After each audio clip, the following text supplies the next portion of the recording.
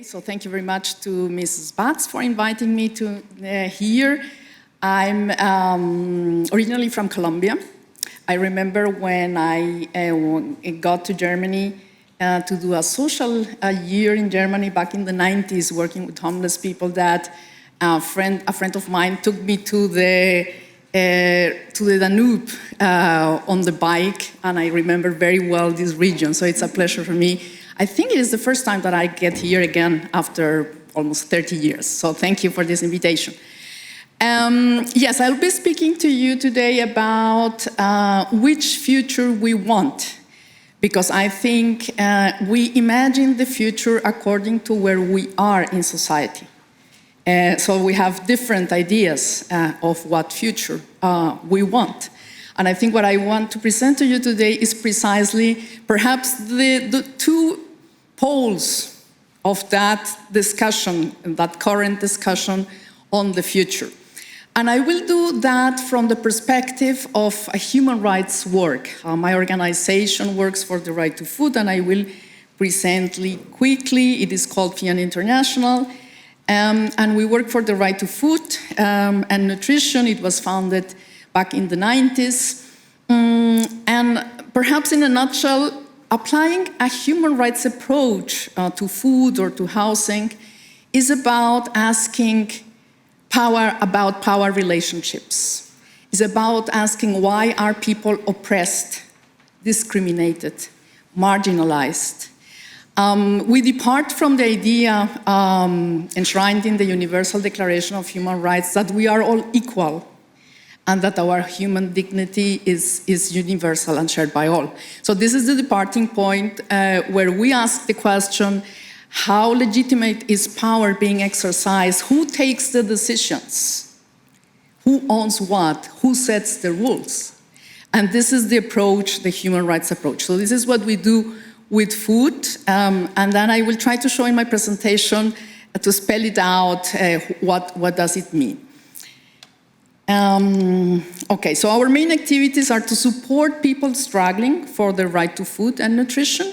So this is, in the large majority of the cases, rural populations, like indigenous peoples, small farmers, peasants, landless people, rural workers, women, fisher women, and because they have been dispossessed from their livelihoods and their lands. So this is the story that it is not many times not told, that the Green Revolution, industrialization has been brought about with a lot of human suffering, and we see that until today. So we are coming to this discussion, and I'm very grateful that we are talking about the future from very different perspectives, but this is our perspective, the perspective from the people, if you want, left behind, forgotten, humiliated, and discriminated. So, which future? And I want to, basically what I want to tell you is my experience, the experience of my organization and the larger food sovereignty movement. We heard that the previous speaker said that they work for food sovereignty, and the representative of the La Via Campesina this morning also is part of the food sovereignty movement. So my organization is also part of this food sovereignty movement. So I will be speaking today to you from that perspective. We work, the peasants, indigenous peoples have organized themselves to bring their voices to the UN, to the United Nations, to places like FAO or the UN Committee on World Food Security, to articulate their voices, their demands, but also their solutions, because they are ingenious and creative and innovative. So we have been part of these efforts, and what I want to present to you in terms of the future is the last, if you want, discussion that we are having with the UN on which future. You probably have heard that in 2021, the UN Secretary General organized a UN Food Systems Summit. I think it is pretty clear today that business as usual is not an option. industrial agriculture, industrial food systems, which are heavily reliant on fossil fuel, need to change, need to be transformed. I think this is, I would say, a consensus. The question is, what should be the direction of the transformation?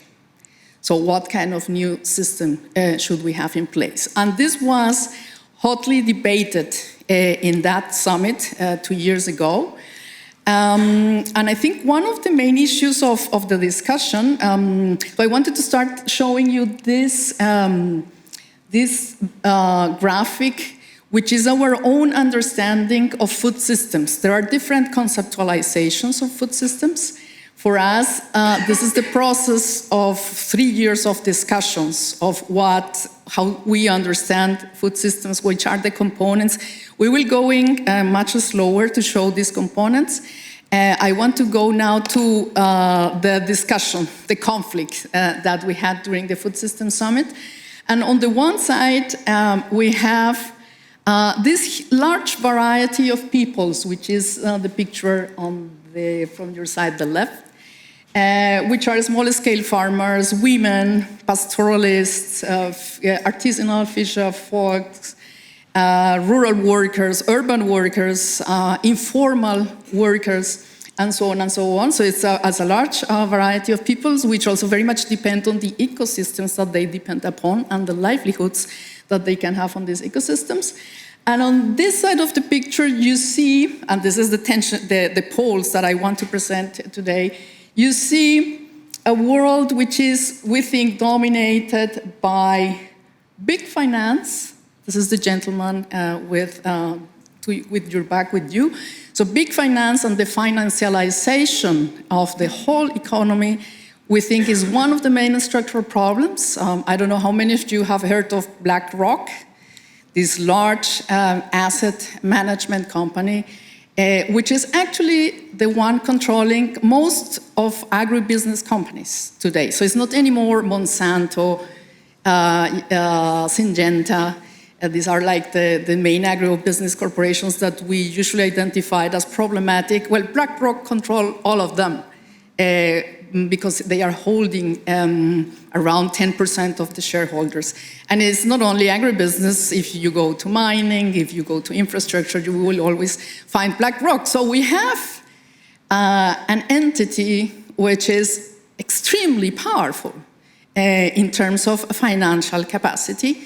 And one of the problems today is that we don't have the institutions, we would need the cooperation of all states and the United Nations to regulate such a company, and we don't have that today.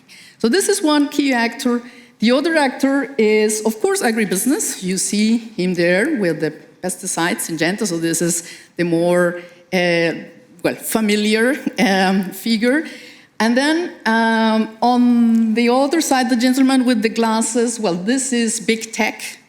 I think we haven't spoken today that much about that, but I think the technological transformation, the digitalization of agriculture and of food systems is changing rapidly our food systems. We are seeing with great concern that already very big corporations in agribusiness sector are now joining hands with big tech. We fear that a further concentration of the control of resources and of market power, because no matter which sector of food systems you look, if it is commercial seeds, chemical inputs, grain distribution, grain commerce, cattle, and so on and so forth, is highly concentrated. So therefore, we may be having even more concentration, and this is extremely worrying. And the gentleman in the back is supposed to represent Nestle,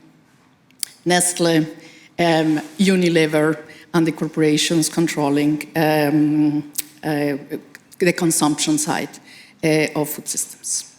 Okay, so these are the two poles in this discussion, and why I'm saying that we were facing them during the Food Systems Summit, because they had a privileged access to shape the agenda of that summit.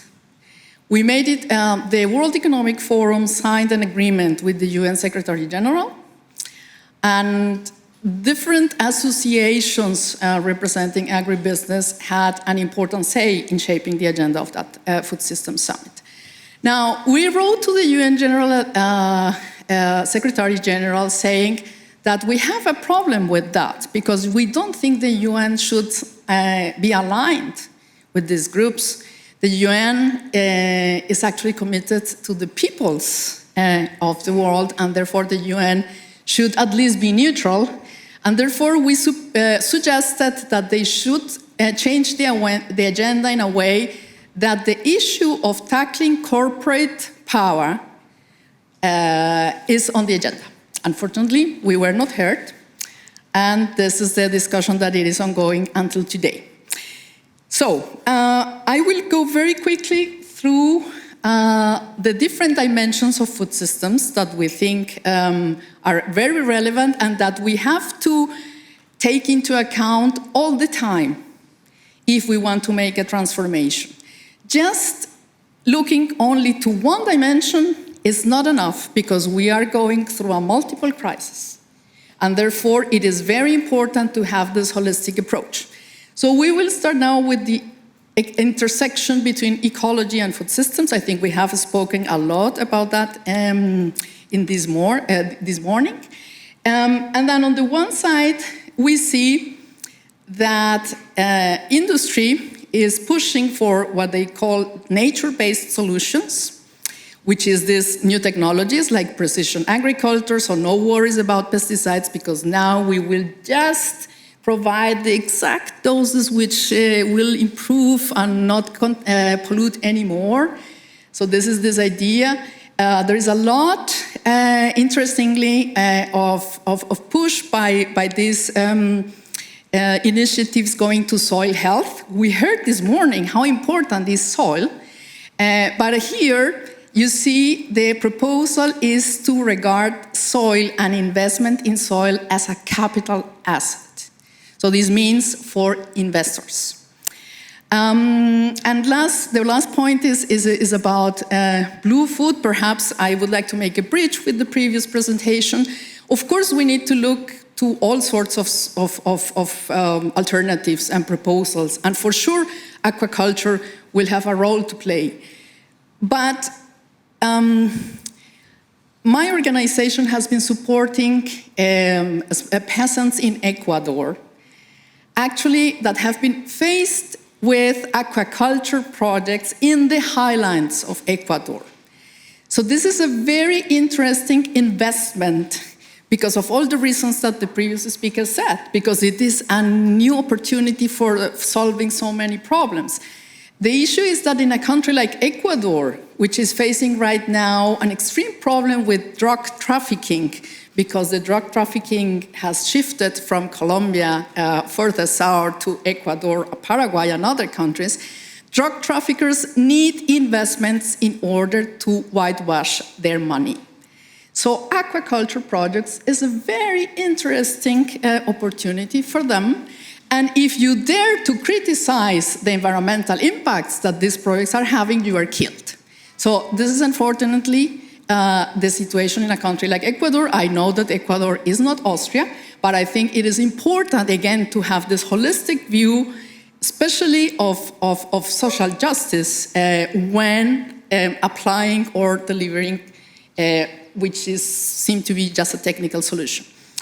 Well, the other side is the food sovereignty side. We think that the transformation should go into the direction of respecting the rights to land, to water, to seeds, to forests, to fisheries, of all the diversity of groups which inhabit forest and the countryside. So therefore, the UN Declaration on the Rights of Indigenous Peoples, the UN Declaration on the Rights of Peasants, which was recently approved by the UN General Assembly, the conventions protecting worker rights and the convention protecting women's rights are all very important. So these is also important because we are asking the question of extreme inequalities. And I think we haven't spoken sufficiently in this conference about the extreme inequality that we see today worldwide in all societies, including the European ones. I think Isabella spoke a little bit about the land concentration, but this is an issue which is really extremely problematic because only 12% of the agricultural surface is available for more than 3/4 of all farms in the world. So you can see already how big is the imbalance. And if we want to recover ecologically our planet, I think we will have also to address issues of land ownership.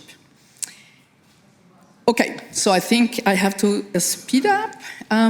So the next interface is health and food systems, and I think the previous presentation make the case for One Health. We very much agree with that perspective. Here again, the perspective and the proposals coming more from the industry and corporations is food reformulation. So let's put not that much sugar in the beverages. Let's change sugar for stevia and all these new sweeteners. Let's reduce this and that. And I think this has been a response to the successful attempts in some countries to the front pack labeling, saying how much of this product is in there, that they have reacted, of course, changing the formula of the foods. Medicalization of food, we also heard this morning about that.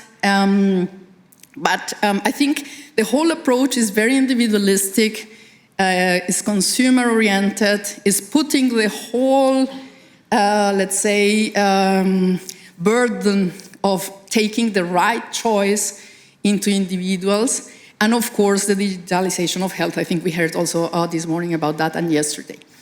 From the perspective of food sovereignty, we think that the structural One Health approach is key, again this holistic one, but looking at the structural drivers that shape this One Health. For us, the agroecological transformation is key because recovering biodiversity is extremely important.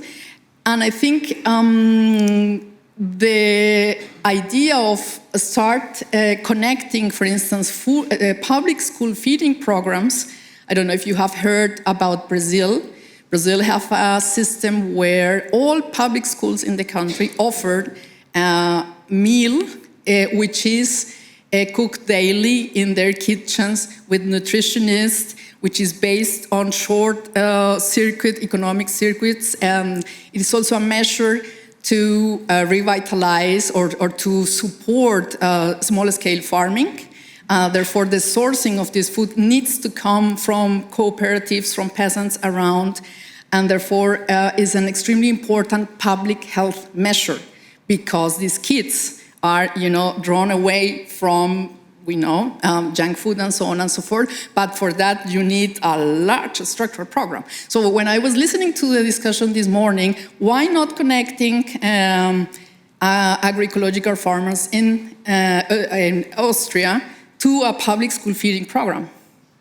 In Austria, I understand there is none, but why not having it? And in Germany, we are having right now this discussion, not that advanced, but at least it's starting.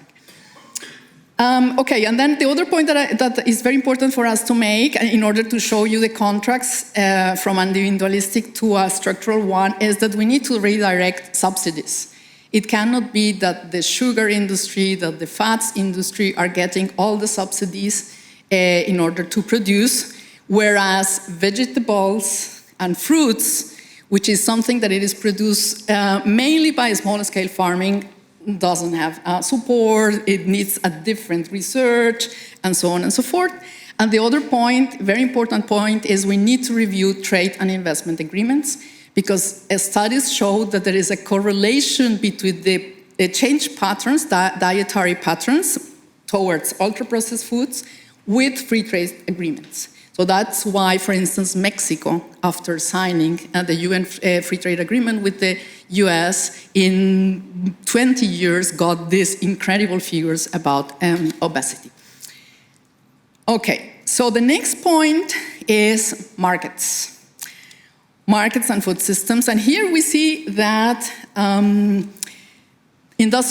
agriculture, industrial food systems are very fine with food supply chains. Of course, this is the way the whole thing is shaped, free trade and investment agreements. The only change that we can see after COVID and after the war in Ukraine is that FAO and the UN is talking about the importance of resilience and diversification, so that a country like Lebanon or Egypt is not totally screwed up if they don't get any wheat from Russia or from Ukraine. But what they are still not saying is that we need to change the trade system. The Special Rapporteur on the Right to Food has already said that we need to come up with new trade agreements based on the right to food, which are territorial food systems. And I think, here the trade and shaping territorial market and food systems is very important. And here again, we have the role of technology in reorganizing food markets. You have heard a lot about online delivery, right? It is also an important change after the COVID pandemic.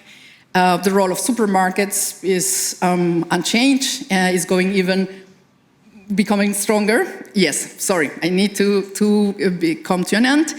And corporate charity, this is also for me very important to mention, because the idea that food is a right that you can demand from your government is fading away, because corporations are so kind and generous that they will provide us with food banks. And I think this is very problematic. And a last word on the care economy. I think care work, which is mostly conducted by women in food, is extremely important. It's still completely invisible, because who cooks? Who feeds the children? Who feeds the elderly? Who feeds the ill continues being a female work, which is fully unrecognized. Okay, perhaps I will let this part for the discussion. I think for tomorrow is extremely important. I just picked the issue of the Techno-Optimist Manifesto. This is, I think it was presented by Anderson and Horowitz in last autumn. This is a fair of investors in new technologies in the US, in Austin, in Texas, in the US. And I was really, I recommend perhaps to the theologians and tomorrow to read that, because it's a manifesto really thinking that technology will save us. Stop with the lie that we cannot dominate the earth. It's literal.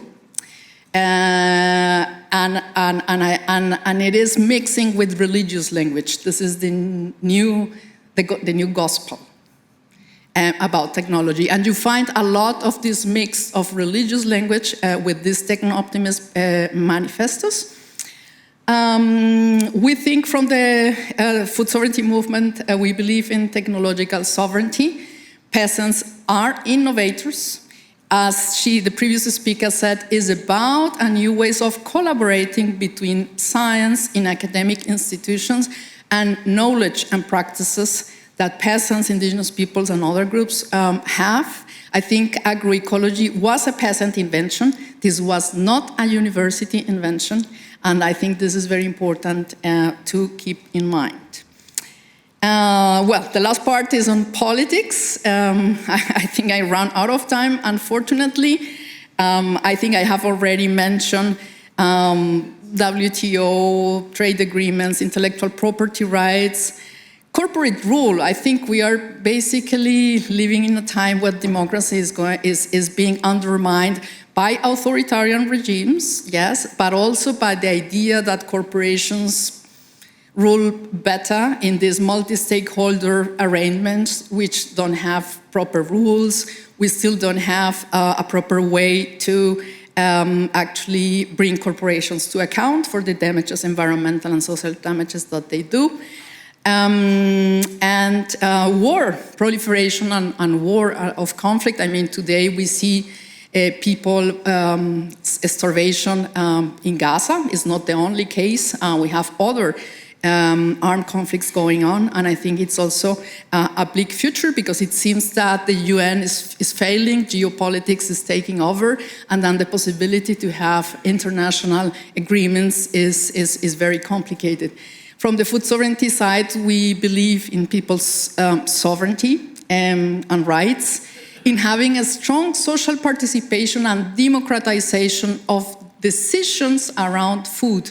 And I think this resonates with the speaker in the opening, saying that we need to strengthen food policy councils, starting from each town, each village, up to the national and the regional and the international. I think this is very important, and we need to be inclusive. We need to also always think who is not here today, for instance, migrants, LGBTQI persons, refugees. And I think it is always very important to the efforts to be inclusive.